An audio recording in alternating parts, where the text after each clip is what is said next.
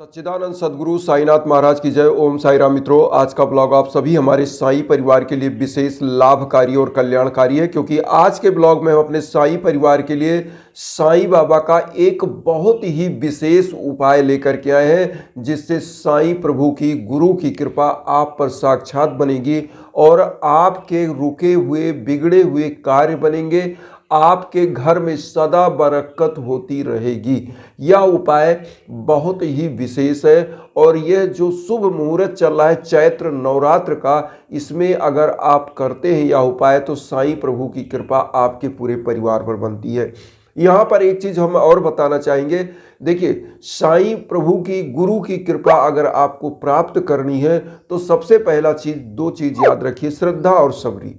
श्रद्धा और सबरी के साथ जब आप पूजा करते हैं तो निश्चित रूप से गुरु की कृपा उस मानसून की बरसात की तरह आपके ऊपर होती है। जैसे फसलें लहलहा जाती हैं जब मानसून की बरसात होती है, उसी प्रकार से आपका जीवन खिल जाता है, संवर जाता है।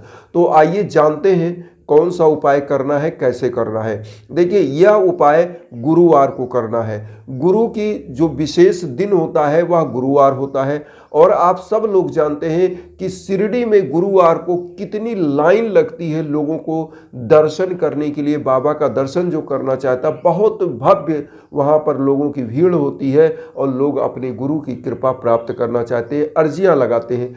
आज जो हम उपाय आपको बताना चाह रहे हैं, इसको आप अपने घर में कर सकते हैं या किसी भी मंदिर में, साईं मंदिर में आप इस उपाय को कर सकते हैं।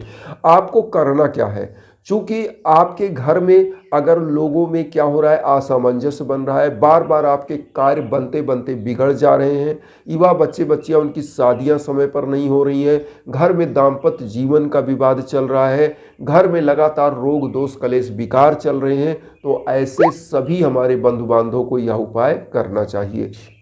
अब एक चीज और हम बताएंगे, जिनके बिजनेस है, जिनके प्रमोशन नहीं हो पा रहे हैं, बिजनेस में घाटा लग रहा है, तो ऐसे लोग अगर यह उपाय करें तो उनके लिए भी रामबाण उपाय है।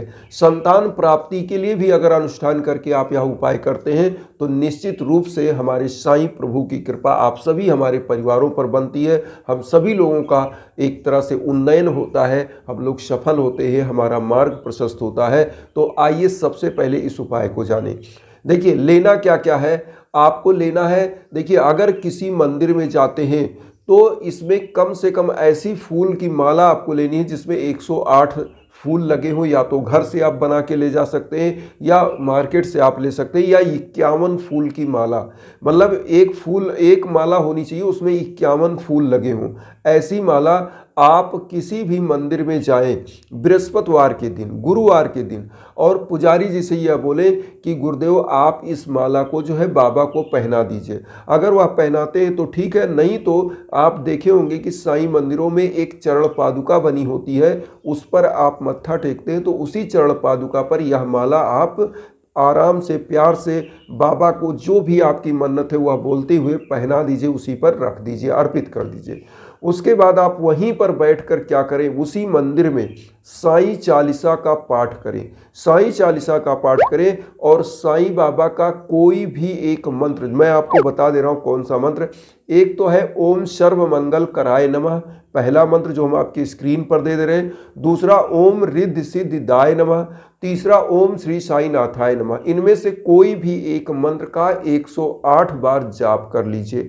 जाप करने के बाद पीला फल जरूर मंदिर में चढ़ाइएगा, और यह पीला फल जब आप चढ़ाइएगा तो आपको करना क्या है, पीला फल चढ़ाने के बाद आपको जो मंदिर के बाहर गरीब बैठे होते हैं, जो भिक्षा मांगने वाले बैठे होते हैं, या जो भी गरीब है, उनको ओम साई राम मन में बोलते हुए प्रसाद का दान कर दें।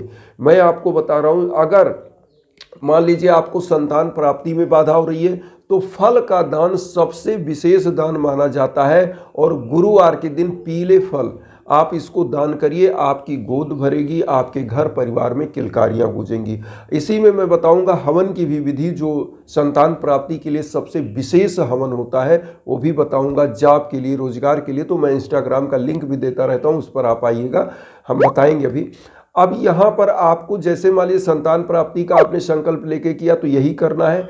अगर आपके बिजनेस में घाटा लग रहा है तो भी आपको इसी उपाय को सेम करना है। और करने के बाद आप वहाँ पर साईं चालीसा और यह जो मंत्र हमने कहा, ये मंत्र में से कोई भी मंत्र आप उसमें से एक मंत्र का जाप कर लीजिए। ओम सर्व मंगल कराय नमः, ओम रिद्धि सिद्धिदाय नमः या ओम श्री साईनाथाय नमः। बहुत ईजी मंत्र है, कोई भी दिक्कत नहीं है, आप आराम से जाप कर सकते हैं।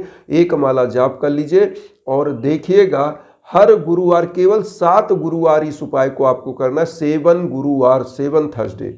और 7 थर्सडे में आप देखिएगा आपकी झोलियां कैसे बाबा भर देते हैं। और यह सर्व मंगल कामना की पूर्ति का उपाय है। एक चीज़ आपको बता दें, अब यहाँ पर एक चीज़ हम बताना चाहेंगे, जिनके बच्चे बच्चियों की शादियाँ नहीं हो रही वो क्या करें। अगर मान लीजिए वह बच्चा बच्ची खुद उपाय करता है तो बहुत अच्छी बात है। अगर उनके मदर फादर है वह उपाय कर रहे हैं तो उनका करना क्या है, जिस भी साईं मंदिर में जाएं वहाँ पर प्रभु के सामने अपने मनोकामनाओं को बोले और 51 फूल का माला या 108 फूल का माला बाबा को वहाँ जो है पहनवा दें, या जो चरण पादुका होती है उसी पर बाबा के मंदिर में चढ़ा दें। और उसके बाद आपको क्या करना है, साईं बावनी, साईं चालीसा, साईं बाबा का 11 वचन पढ़ करके अपने घर आ जाना है। और पीले जो फल है, इस पीले फल को दान कर देना ओम साई राम बोलते हुए। और फिर आप देखिए चमत्कार, क्योंकि सबसे इजी उपायों में से यह उपाय है। अब यहाँ पर एक चीज़ और हम बताना चाहेंगे, बहुत सारे हमारे ऐसे साईं परिवार हैं, बहुत सारे ऐसे परिवार जो हमसे कॉल करते हैं और कहते हैं कि गुरुजी हमारे यहाँ दाम्पत्य जीवन की बाधा चल रही, नौबत तलाक तक आ चुकी है, घर परिवार में युवा बच्चे बच्चियां जॉब नहीं मिल रही है, वो क्या करें। तो मंदिर का उपाय तो मैं बता रहा हूँ ये करना है, लेकिन जो उपाय आप घर में करोगे कैसे करोगे। यह चैत्र नवरात्र चल रहा है और चैत्र नवरात्र का महीना माँ देवी का 9 रूपों का दिन माना जाता है। 9 दिन में 9 रूप माँ दुर्गा के प्राप्त होते हैं और उनकी आराधना तो करनी ही करनी है। लेकिन साईं की आराधना इस बीच में अगर आप करते तो इतना शुभ मुहूर्त होता है। और आपने खुद सुना होगा कि राम नवमी का दिन जो होता है वह शिरडी में बहुत भव्य तरीके से मनाया जाता है और बाबा अति प्रसन्न होते हैं।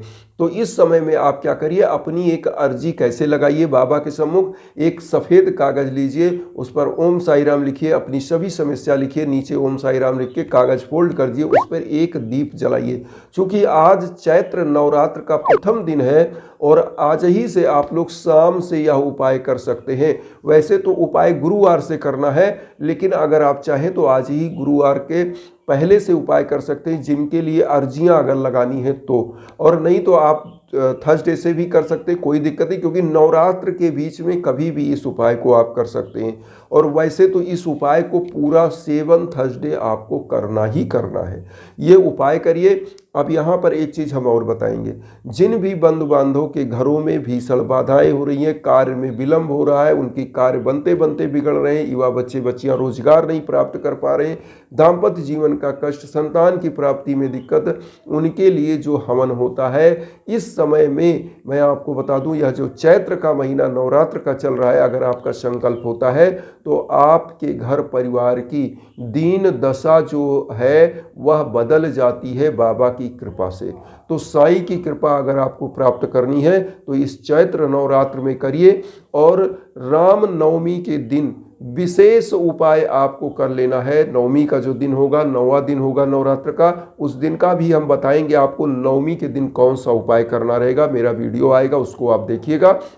अब यहाँ पर हम एक चीज़ और कहेंगे कि किसी भी यज्ञ आयोजन के लिए आप हमारे इंस्टाग्राम पर संपर्क करिए, कहीं भटकने की ज़रूरत नहीं है।